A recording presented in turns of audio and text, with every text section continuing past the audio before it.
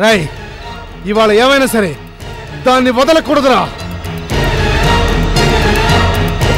రాయ్ చూస్తారేంట్రా, వెతకండి. అన్నా ఇక్కడే ఎక్కడో దాక్కుని ఉంటుందన్నా.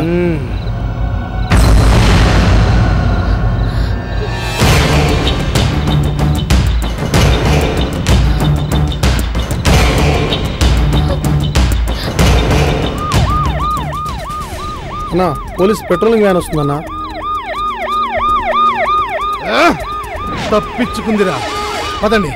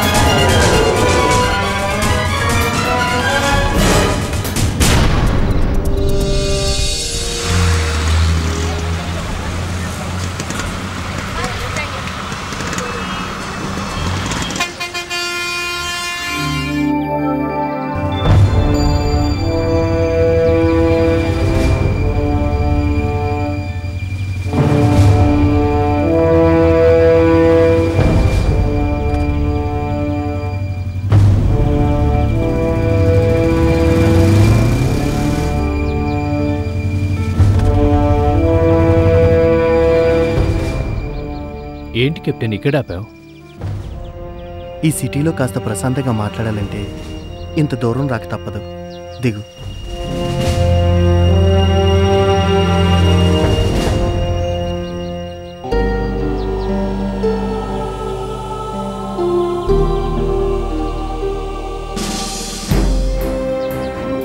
ఏంటి నువ్వు ఇంకా సిగరెట్ తాగుతున్నావా? కొన్ని అలవాట్లని అంత తేలిగ్గా వదలలేం. Of course.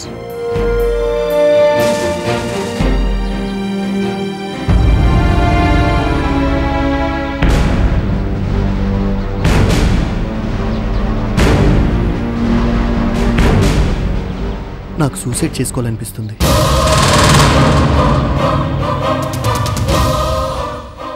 కెప్టెన్? అవును, నువ్వు సరిగ్గానే విన్నావు. అయితే ఇంత దూరం ఎందుకు వచ్చినట్టు? పెట్రోల్ దండగా మెయిన్ రోడ్ మీదే ఏ లారీకో గుద్దేస్తుంటే ఓ పని అయిపోయి ఉండేది. నువ్వు, నీతో పాటు నేను. మాధవ్, నేను జోక్ చేయటం లేదు. నేను జోక్ చేయట్లేదు, నేను సీరియస్గా మాట్లాడుతున్నాను. బాగుంది కెప్టెన్, చాలా బాగుంది. 2 ఇయర్స్ వారు ప్రిజనర్గా భయంకరమైన టార్చర్ అనుభవించి కూడా నువ్వు బ్రతికింది ఇలా సూసైడ్ చేసుకోవడానికా? మాధవ్, ఇప్పుడు నేను ఎలాంటి సిచ్యువేషన్లో ఉన్నానో తెలిస్తే నువ్వు ఆ మాట అనవు. అంటాను. ఎలాంటి సిచ్యువేషన్లో ఉన్నా చనిపోవడం ఏ సమస్యకి సొల్యూషన్ కాదు అంటాను. మాధవ్, నా పరిస్థితి అర్థం చేసుకుంటే నువ్వు ఆ మాట అనవు. అననే అనవు. అసలు ఏమైంది నీకు? ఏం తక్కువైంది? అన్నీ అన్నీ అన్నీ.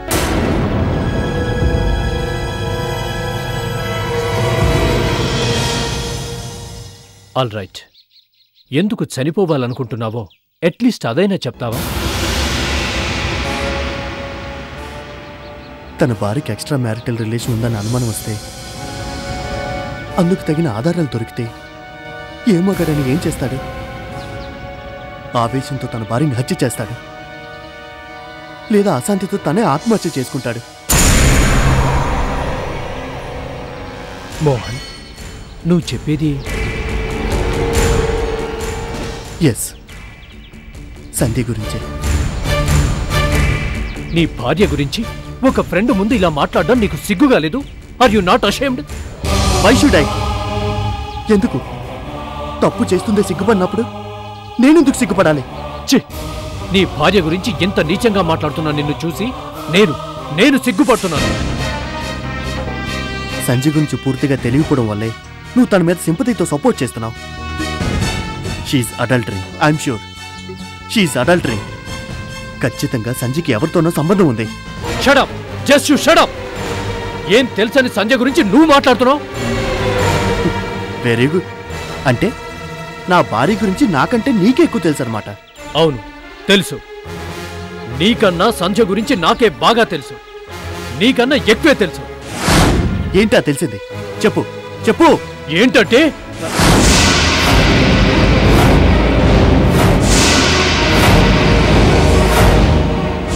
ఏంటంటే అది ఆగిపోయావే, చెప్పు. మాధవ్, చెప్పడం చాలా తేలిక, అనుభవించడమే నరకంతో సమానం. ఏ సంజయ్ కోసం అయితే నేను 2 ఏళ్ల పాటు ఎదురు చూశాను, ఆ సంజయ్ ఈ సంజయ్ కాదు, కానే కాదు. మోహన్, అవును, క్లోజ్ ఫ్రెండ్ కదా నీతో చెప్పుకుంటున్నాను. నేను లేని 2 ఏళ్లలో సంజయ్ ఎవరినో మరిగింది. మోహన్, నీ భార్య గురించి ఇంత అమర్యాదగా వినడానికి కంపరంగా ఉంది కదా, మరి అనుభవిస్తున్నవాని నాకెలా ఉండాలి? తప్పు మోహన్, నువ్వు తప్పుగా ఆలోచిస్తున్నావు.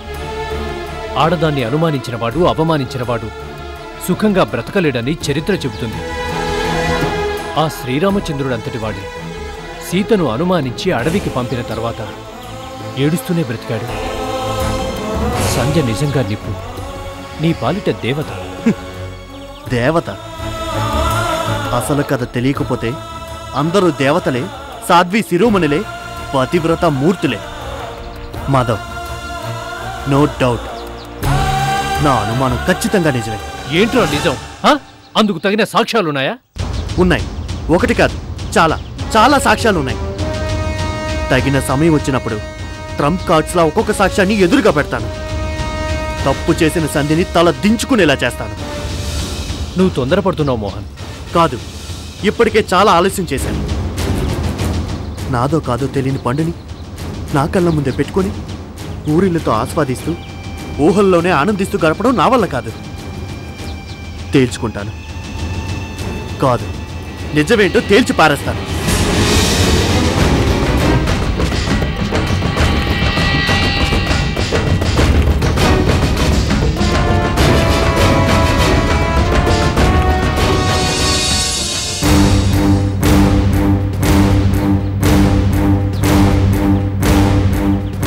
అంకుల్, ఏ మగాడికి తన భార్య గురించి అనుమానం రానేకూడదు. ఒకసారి వచ్చిందంటే అది నిప్పై కాలుస్తుంది, అగ్నిగుండమై గుండెను దహించి వేస్తుంది. కానీ ఈ పరిస్థితుల్లో ఏం చేయగలం మాధవ్? ఏం చేయగలం? మోహన్కి అసలు నిజాన్ని ఎలా చెప్పగలం?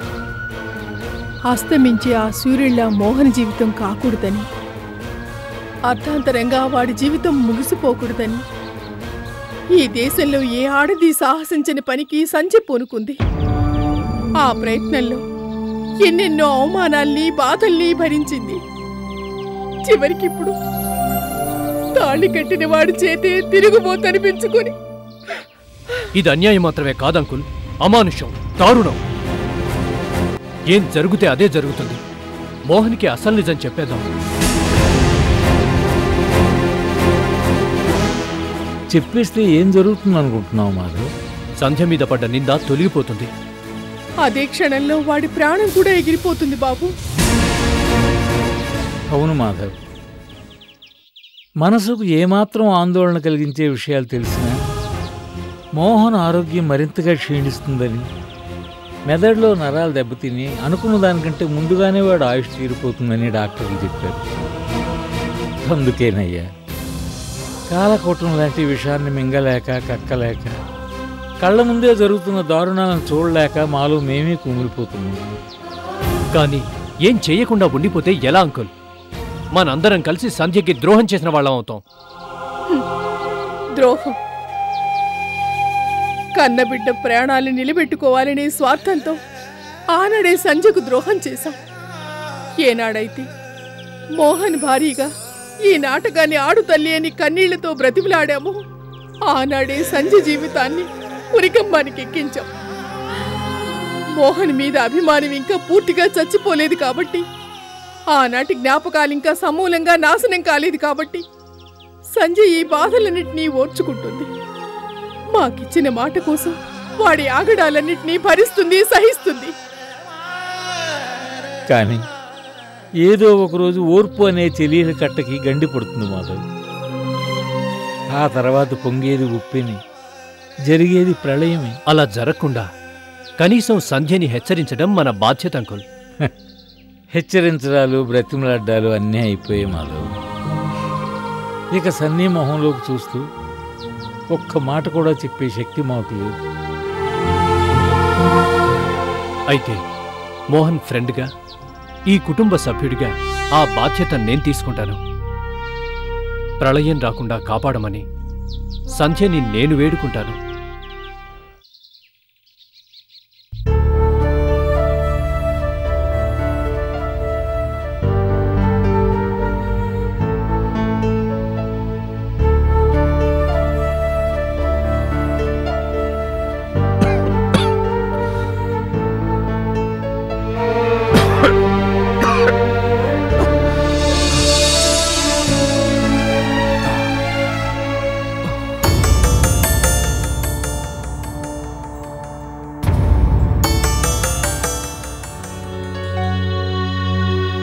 ఏంటి సార్, ఇంత జ్వరంగా ఉంటే హాస్పిటల్కి రానన్నారు.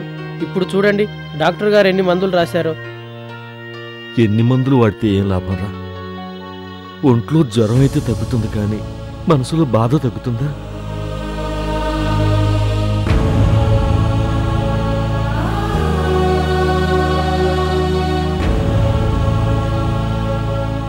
అలా అంటే ఎలా సార్?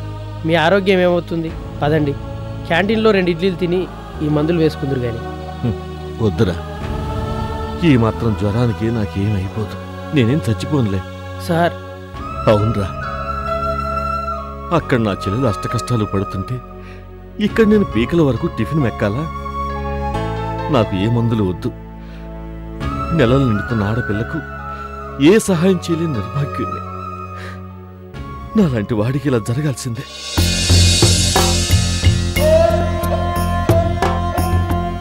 అదేంటి సార్ అలా అంటారు? మీకు జ్వరం అని తెలిస్తే మీ చెల్లెలు గారు ఎలా తట్టుకుంటారు? తట్టుకోలేదురా.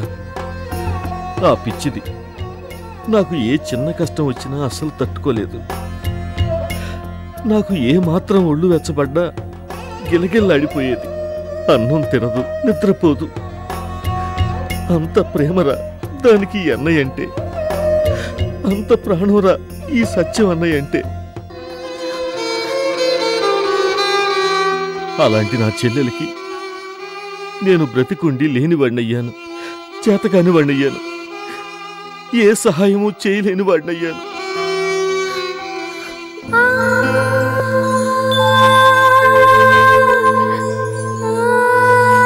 పదండి సార్, ఇంటికి వెళ్దాం. అమ్మగారు మీకోసం ఎదురు చూస్తుంటారు. ఇల్లు అది ఇల్లు కాదురా, నరకం. ఎప్పుడైతే నా రాధమ్మ నా ఇంట్లోంచి బయటకు గెంటేశానో ఆ రోజు నుంచి కళ లేదు, కాంతి లేదు. ఆ ఇంట్లో నాకు మనశ్శాంతి లేదు. బ్రతకాలి కాబట్టి బతుకుతున్నాను.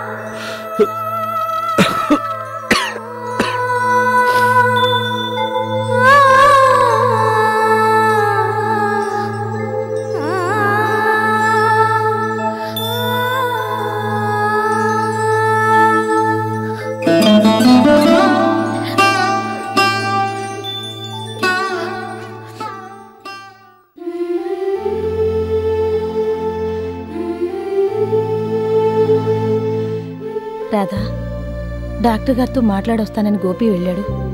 ఇంకా రాలేదేంటి? వచ్చేస్తారులేండి. నా వల్ల అనవసరంగా మీకందరికీ శ్రమ. ఇదిగో ఇలాంటి మాటలు వింటేనే నాకు కోపం వచ్చేది. అదిగో గోపిగారు రానే వచ్చారు. ఏరా, డాక్టర్ ఏమన్నారు? అమ్మా, నేను ఇవాళ డిశ్చార్జ్ చేస్తా అని చెప్పారు. ఇదిగో ఫైనల్ బిల్. రాధా, డబ్బు కట్టేసి వస్తాను. ఈలోగా అమ్మ నువ్వు రెడీ అయిపోండి. అమ్మా రాధా.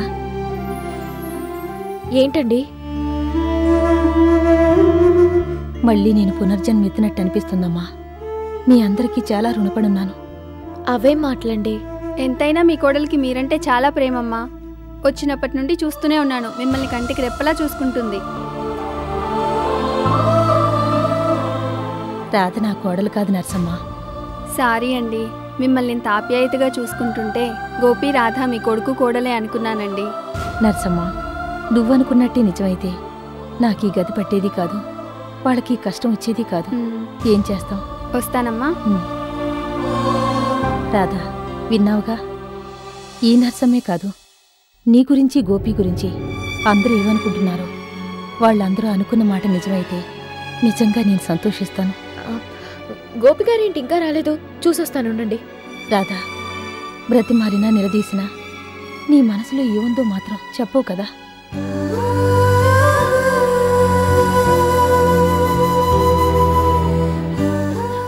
ఇప్పుడే వస్తానండి.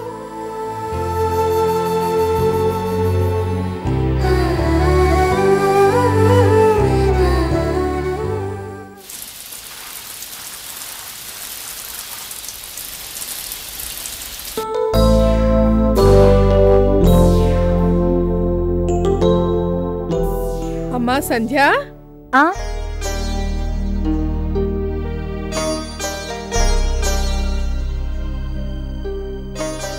ఏంటమ్మా? మేమలా గుడిదాకా వెళ్ళొస్తాం. మోహన్ పైనున్నట్లున్నాడు, కాస్త ఏం కావాలో చూడమ్మా. చెప్పింది గుర్తుంది కదమ్మా, జాగ్రత్త. అనవసరంగా ఆందోళన పడకు, మేము ఇలా వెళ్ళి అలా వచ్చేస్తాం, సరేనా?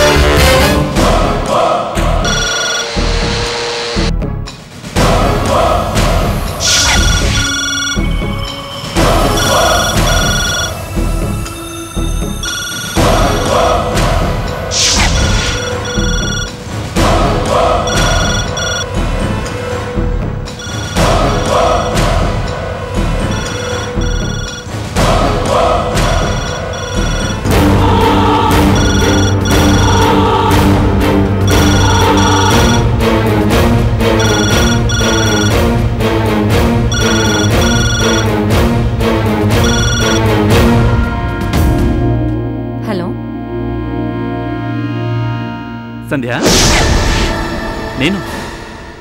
మీరా? ఇక్కడికి ఫోన్ చేశారేంటి? ఏం చేయని చెప్పు, ఇవాళ సండే కదా, పొద్దున్నే నువ్వు సోషల్ సర్వీస్ అంటూ చెక్ చేశావు. నాకేమో బోర్ కొట్టింది, అందుకే ఓ ఫ్రెండ్ని కలుద్దామని వెళ్ళాను. సండే కదా, వాళ్ళ ఇంట్లో వాళ్ళని చూస్తే వీడికేం పని పట్టలేదా, ఆదివారం నాడు ఎందుకు వచ్చాడు అన్నట్టు రియాక్ట్ అయ్యారు. తప్పు నాదే కదా, అందుకే వర్క్ స్పాట్కి వచ్చి నీ మొబైల్ కాల్ చేశాను. ఎప్పట్లాగే నీ మొబైల్ స్విచ్ ఆఫ్.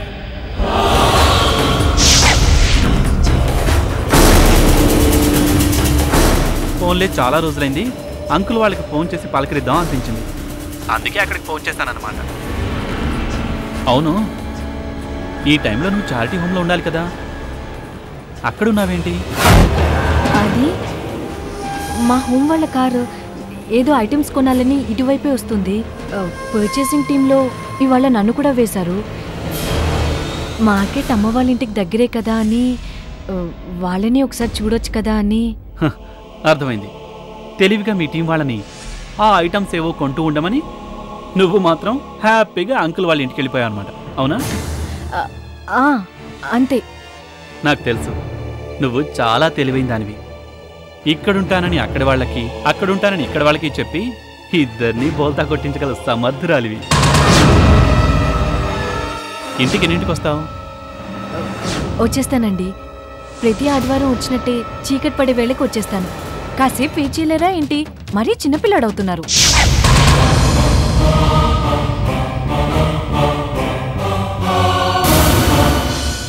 ఇప్పుడు తప్పించుకున్న రాత్రికి వస్తావుగా, అప్పుడెలా తప్పించుకుంటావో అది చూస్తా.